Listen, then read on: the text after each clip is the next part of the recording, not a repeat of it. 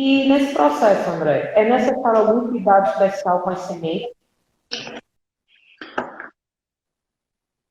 Primeira, cuidado especial, só compre semente fiscalizada. Normalmente, a semente barata provoca um plantio caro, porque as pessoas ficam olhando o preço de 1 quilo de semente e não se dão conta que as sementes melhores, as sementes fiscalizadas, a gente utiliza muito menos quilos por hectare. Com as máquinas modernas, a gente chega a utilizar 2 quilos de semente de pasto para formar 1 hectare, em situações que o solo esteja bem preparado. Aí imagina quando compara com sementes, essas sementes sujas, que são vendidas por aí, que vai ter que usar 20 ou 25 quilos por hectare para poder formar. Então, plantio barato é com semente limpa, semente fiscalizada, que permite que se use pouca semente. Vocês imaginam uma coisa interessante, né? Muita gente que está nos ouvindo aqui é plantador de milho, tem certeza, plantador de sorgo ou plantador de algum outro grão. Imagina comprar um saco de milho onde só 30% do saco é milho, o resto é outras sementes de outras coisas. Ninguém imagina isso, pois na semente de pasto, todo mundo ou muita gente acaba fazendo um erro desses aí, de comprar sementes baratas que, na verdade, está comprando palha, comprando sujeira, comprando outros produtos que não são semente. Então, o primeiro cuidado é esse. Segundo cuidado, natural, armazenar ela à sombra, no seco, sem sol, porque a semente é um ser vivo. Todo o cuidado possível até a hora do plantio. Então, esses dois cuidados devem permitir uma chegada da semente ao momento de colocar na máquina, uma semente com bastante vigor, com bastante qualidade. Tá. E o consórcio com leguminosas é uma boa opção? É uma técnica inteligente nesse caso? O uso de leguminosa em pastagem tropical, ela vem sendo tentada desde a década de 60, com algumas espécies que dão certo, outras espécies nem tanto, especialmente porque as nossas gramíneas tropicais são muito agressivas no crescimento. Então, se a leguminosa não tiver condição de competir com a gramínea, ela vai acabar sendo introduzida e depois ela não consegue se ressemear e permanecer ali. Então, nos últimos anos, apareceram 2 ou 3 espécies que são muito interessantes e que podem trazer resultados muito bons. Um deles, os estilosantes para solos arenosos. Então, o estilosantes ele tem condição de competir com a planta tropical, com a gramínea tropical, se estabelecer e se manter ao longo dos anos numa área de pasto. Segundo, o amendoim forrageiro para solos mais pesados em regiões mais chuvosas. Também é outra leguminosa tropical que também consegue competir direitinho e consegue se estabelecer com bastante estabilidade dentro da área. Então, o uso de leguminosas é interessante, mas a gente não tem muitas opções, infelizmente. A leucena, que seria uma opção muito boa, do ponto de vista de produção e de qualidade do que ela produz, quantidade de produção e qualidade do que produz, acaba sendo rechaçada por grande parte dos produtores, porque ela é uma planta arbustiva. Então as pessoas dizem que o pasto ficou sujo, né? Na verdade, ele está com a leguminosa ali. Quem usa, usa com muita felicidade ela. A gente está, inclusive, numa propriedade bem grande agora. Vamos introduzir leucena em cerca de 6.000 hectares de pasto que já existem. Então, nós vamos ter um trabalho para introduzir um coquetel de leguminosas e a leucena está desse mix.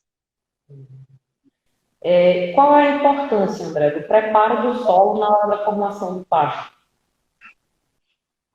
É exatamente aquilo que eu comentei no início ali, da história de onde começa o plantio inteligente. O preparo do solo não pode ser negligenciado. Qual é um erro a gente poderia, outro dia estava falando dos 5 erros do manejo de pastagem, qual é o erro do preparo do solo, ou melhor dizendo, qual é o erro do plantio de pasto mais comum?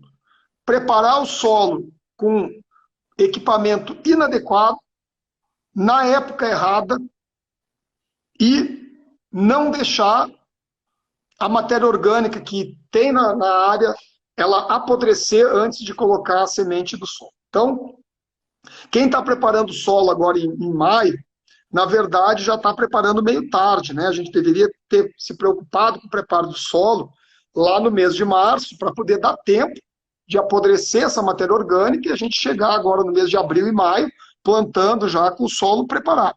Quem estiver preparando o solo nesse instante, porque qualquer motivo atrasou o processo, não fique agoniado para preparar o solo, dar a primeira grade e já jogar a semente. Já está atrasado, agora faça a grade e espere 15, 20 dias para apodrecer direitinho, antes de colocar a semente no solo, senão a gente corre o risco de fermentar a semente junto com a matéria orgânica, provocando uma perda do que foi colocado ali, e aí o pasto se demora para se estabelecer, vem pasto que não é, que fica sujo pela quantidade de planta daninha e assim por diante. Então, o preparo do solo é fundamental se a gente quiser ter um pasto bem estabelecido. E para quem está em áreas acidentadas, André, porque em áreas acidentadas a gente sabe que ocorre a dificuldade de utilizar as máquinas. Em área acidentada, a gente já tem que, primeiro, usar mais sementes do que usaria se utilizasse máquinas. Porque o plantio ou vai ser a lanço ou vai ser com matraca. Para preparar o solo nessas áreas, já que eu não tenho como mecanizá-la, entrar com grade, e fica totalmente inviável dizer que nós vamos passar enxada, né, em áreas desse tamanho, em áreas grandes, não tem mais sentido isso aí. Aí é inevitável o uso do herbicida dessecante. Então tem que ser aplicado herbicida dessecante nessa área para provocar a morte das plantas que ali estejam. A gente tem que esperar alguns dias para que essas plantas estejam realmente secas, normalmente utilizando o dessecante adequado. A gente não pode falar aqui qual é o nome de produto e tudo, eu peço que as pessoas que estejam nos assistindo entendam. A gente não pode falar nome de produto e nem dosagem, mas utilizando o dessecante adequado, ela, em cerca de uma semana, ela deve estar já pronta para entrar com a utilização, então, de plantio manual. Para utilizar plantio manual a lanço, a terra deveria estar bem limpa, o que não é muito comum aí nas encostas de alagoas. Então, a gente vai utilizar preferencialmente o plantio com a matraca mesmo, que é um equipamentozinho manual, que vai algumas sementes, fica um plantio em cova, não fica uma maravilha, mas ele consegue, ao longo do tempo, com a escolha certa das forrageiras para esse tipo de situação, a gente consegue formar pastagens muito boas e bastante bem estabelecidas, mesmo nesse tipo de situação. Tá. E o sistema de plantio direto, ele traz benefícios? Muito. O sistema de plantio direto para áreas que já tenham sido corrigidas, ele é o sistema de plantio preferencial. Aqui no Centro-Oeste, todas as áreas de pasto que são plantados, cerca de 15 milhões de hectares de pasto, todos os anos, após as lavouras de chuva, né? A lavoura que aqui é verão, quando chove. Então, mais de 15 milhões de hectares de pasto são plantados, e eles são plantados, todos eles, em sistema de plantio direto. Claro que a gente tem uma série de benefícios com isso, mas tem a necessidade de ter uma máquina específica para conseguir cortar a terra e colocar a semente sem precisar fazer o processo de reviragem que a grade faz. É possível, André, fazer o plantio fora do início do período de chuva?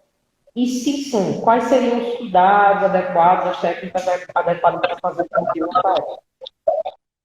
Essa pergunta é muito inteligente e muito legal, parabéns. A gente tem uma situação agora, que nós estamos falando agora no mês, quase no meio de maio, que é estação chuvosa plena, aí em Alagoas, em Pernambuco e em Sergipe. E nós vamos nos deparar em algumas situações com terrenos que já ficaram muito molhados.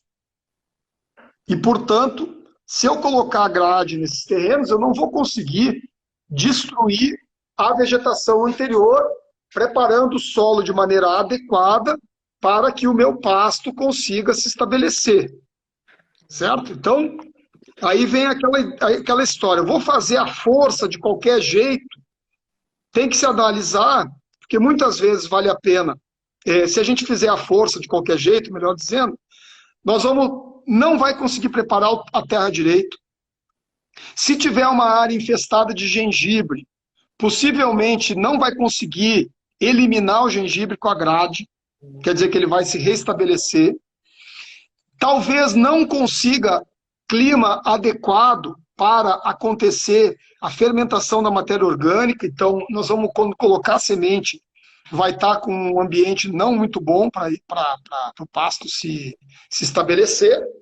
E o mais importante, talvez a semente vá ao solo com uma terra fria e úmida demais.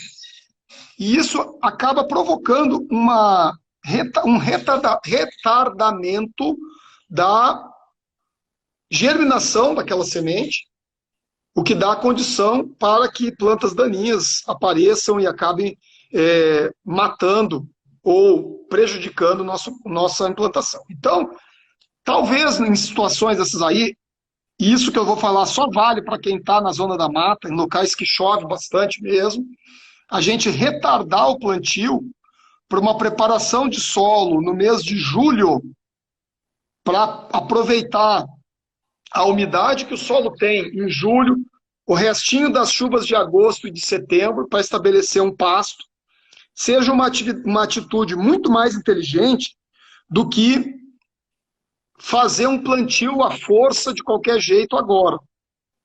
Agora, qual é a implicação disso aí? A área que a gente vai plantar, a não ser que aconteça um ano anormal de chuvas, o normal vai ser cortar a chuva lá por agosto, setembro, a gente só vai poder conseguir utilizá-lo lá por fevereiro, março do ano que vem.